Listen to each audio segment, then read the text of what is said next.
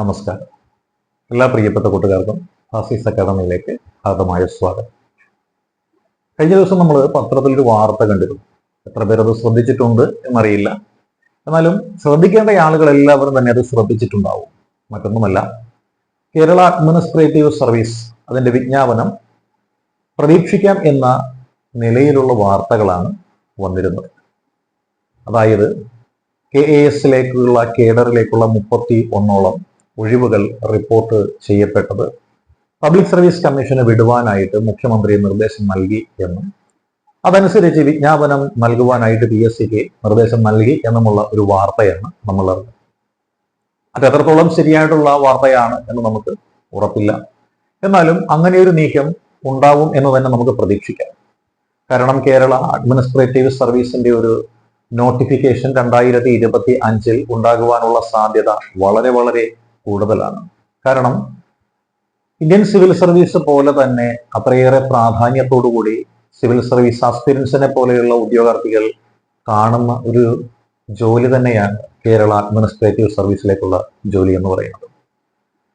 2019 ഇതിന്റെ നോട്ടിഫിക്കേഷൻ ആദ്യമായിട്ട് വന്നത്. 2020 പ്രിലിമിനറി പരീക്ഷ കഴിഞ്ഞു. 2021 മെയിൻ പരീക്ഷയും കഴിഞ്ഞിട്ട് 2021 നവംബർ മാസത്തിലാണ് ഇതിന്റെ റാങ്ക് പട്ടിക പ്രസിദ്ധീകരിച്ചത്. 3 വർഷ കാലാവധി എന്ന രീതിയിലൊന്നും ആയിരുന്നില്ല ഇതിന്റെ നിയമന രീതി ആദ്യകാലങ്ങളിൽ പറഞ്ഞിരുന്നത്. എല്ലാ വർഷവും അല്ലെങ്കിൽ 2 വർഷം കൂടുമ്പോൾ ഇതിന് നോട്ടിഫിക്കേഷൻ ഉണ്ടാകും എന്നൊക്കെയാണ് പറഞ്ഞിരുന്നത്. എന്നാൽ 2 വർഷമല്ല 3 വർഷം കഴിഞ്ഞിട്ട് നോട്ടിഫിക്കേഷൻ ഉണ്ടായില്ല എന്ന് മാത്രമല്ല, മാക്സിമം 3 വർഷം വരെയുള്ള റാങ്ക് പട്ടികയുടെ കാലാവധി കഴിഞ്ഞ 2024 നവംബറിൽ അവസാനിക്കുകയും ചെയ്തിരിക്കുന്നു. 2026 മെയ് മാസത്തിൽ ഇലക്ഷൻ കഴിഞ്ഞ പുതിയ ഗവൺമെന്റും അധികാരത്തിലെത്തും.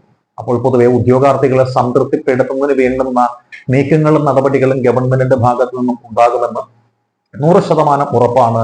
അങ്ങനെയെങ്കിൽ നമ്മൾ ഈ കേട്ട വാർത്ത KAS എന്റെ 2ാമത്തെ വിജ്ഞാപനം ഈ വർഷം തന്നെ നമുക്ക് പ്രതീക്ഷിക്കാവുന്നതാണ്. അപ്പോൾ ഈ ഒരു വിജ്ഞാപനം വരുമ്പോൾ കഴിഞ്ഞ തവണത്തേതുപോലെ തന്നെ 3 സ്ട്രീമുകളിൽ ആയിരിക്കാം നോട്ടിഫിക്കേഷൻ വരുന്നത്. ഒന്ന് ഓപ്പൺ കാറ്റഗറിയിലും, രണ്ടാമത്തേത് നോൺ ഗസറ്റഡ് കാറ്റഗറിയിലും, മൂന്നാമത്തേത് ഗസറ്റഡ് കാറ്റഗറിയിൽ, ഇങ്ങനെയുള്ള ഒരു 3 സ്ട്രീമുകളിലായിട്ടായിരുന്നു കഴിഞ്ഞ തവണ പരീക്ഷ നടത്തപ്പെട്ടത്. അപ്പോൾ ഇതിൽ ഏറ്റവും കൂടുതൽ സാധ്യത കൽപ്പിക്കപ്പെടുന്ന വിഭാഗങ്ങൾ എന്ന് പറയുന്നത് ആരെന്ന് ഞാൻ പറയാതെ തന്നെ നിങ്ങൾക്കറിയാം. ഗസറ്റഡ് കാറ്റഗറിയിലുള്ള ആളുകൾക്കാണ് ഏറ്റവും കൂടുതൽ സാധ്യത. കാരണം കോമ്പറ്റീഷൻ എന്ന് പറയുന്നത് അവിടെ അധികം ഉണ്ടാവുകയില്ല. നിയമനം എന്ന് പറയുന്നത് 3 മേഖലയിലും ഒരേപോലെയുമാണ്. അപ്പോൾ എഴുതുന്ന ആൾക്കാരുടെ എണ്ണം എന്ന് പറയുന്നത് വളരെ കുറവായതിനാൽ പ്രിലിമിനറി പരീക്ഷയിലും മെയിൻ പരീക്ഷയിലുമെല്ലാം കൂടുതൽ മാർക്ക് സ്കോർ ചെയ്യേണ്ട ആവശ്യം അവിടെ വരുന്നില്ല. ഒരു ന്യായമായ രീതിയിൽ കാര്യങ്ങൾ മനസ്സിലാക്കി പഠിക്കുന്ന ഏതൊരാൾക്കും സ്ട്രീം 3 റാങ്ക് പട്ടികയിൽ എത്തിച്ചേരുവാനായിട്ട് സാധിക്കുന്നതാണ്. സ്ട്രീം 3 അത്രയും മത്സരം ഉണ്ടാവില്ല എന്നുണ്ടെങ്കിലും കുറച്ച് കടുത്ത മത്സരം വരുന്ന മറ്റൊരു മേഖലയാണ് സ്ട്രീം 2 എന്ന് പറയുന്നത്. അതായത് നിലവിൽ സർക്കാർ സർവീസിൽ പ്രൊബേഷൻ പൂർത്തീകരിച്ചിട്ടുള്ള ഉദ്യോഗസ്ഥരായിട്ടുള്ള ആളുകൾ അല്ലെങ്കിൽ KAS ആസ്പിരൻസ് ആണ് സ്ട്രീം 2 വരുന്നത്. KAS എന്നുള്ള ആ ഒരു തസ്തികയുടെ നോട്ടിഫിക്കേഷൻ 2020 പരീക്ഷ എഴുതിയ ആൾക്കാർ, 2019 എന്നുള്ള ആ പരീക്ഷ എഴുതിയ ആളുകൾ വീണ്ടും പ്രതീക്ഷിക്കുന്നത് ഇതേപോലെ ഒരു നോട്ടിഫിക്കേഷൻ ആയതിനാൽ അതിന്റെ പ്രായപരിധിയുണ്ട് അല്ലെ. 40 വയസ്സ് എന്ന് പറഞ്ഞായിരുന്നു മുൻപത്തെ ആ ഒരു ഹയർ ഏജ് ആയിട്ട് വെച്ചിരുന്നത്.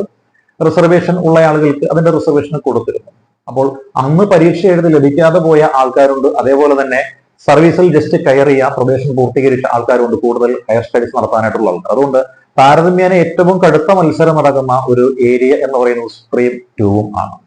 സ്ട്രീം 1 പതിവ് പോലെ തന്നെ ഏത് പരീക്ഷ നടന്നാലും ഉയർന്ന മത്സരമായതുകൊണ്ട് അവിടുത്തെ കാര്യം എന്തായാലും പഴയതിനേക്കാളും കാഠിന്യമായിട്ടുണ്ടാവും. അതുകൊണ്ട് ശ്രമിച്ചാൽ കിട്ടാവുന്ന 2 കാറ്റഗറി എന്ന് പറയുന്നത് സ്ട്രീം 2 സ്ട്രീം 3 പരീക്ഷ എഴുതുന്ന ആളുകളാണ്. അപ്പോൾ ഇവർ ശ്രദ്ധിക്കേണ്ടുന്ന കാര്യം എന്തെന്ന് വെച്ചാൽ, നോട്ടിഫിക്കേഷൻ വന്നിട്ട് പഠനം ആരംഭിക്കാമെന്ന് കരുതുന്നതിനേക്കാൾ നല്ലത് നോട്ടിഫിക്കേഷൻ വരുന്നതിന് മുൻപ് തന്നെ ചെറിയ രീതിയിൽ പഠനം തുടങ്ങി വയ്ക്കുകയാണ്. അതല്ലെന്നുണ്ടെങ്കിൽ നോട്ടിഫിക്കേഷൻ വന്നു കഴിയാൻ നേരത്ത് ഫുൾ ലീവ് എടുത്തിരുന്ന് പഠിച്ചാൽ പോലും നിങ്ങളുടെ പോർഷൻ അല്ലെങ്കിൽ സിലബസ് എന്ന് പറയുന്നത് ഒരിക്കലും തീരുകയില്ല. ഇനി സിലബസ് എങ്ങനെയാവും എന്നതിനെ സംബന്ധിച്ച് പല ആളുകൾക്കും ആശങ്കയും ആശയ ഭിന്നതയും ആശയക്കുഴപ്പങ്ങളും ഒക്കെ ഉണ്ടാകും. പക്ഷെ അങ്ങനെ ഒരു ആശയക്കുഴപ്പത്തിന്റെ കാര്യമില്ല. കാരണം ഈ പരീക്ഷയ്ക്ക് പ്രിലിമിനറി ഉണ്ട്, മെയിൻ പരീക്ഷയുണ്ട്, ഇന്റർവ്യൂ ഉണ്ട്.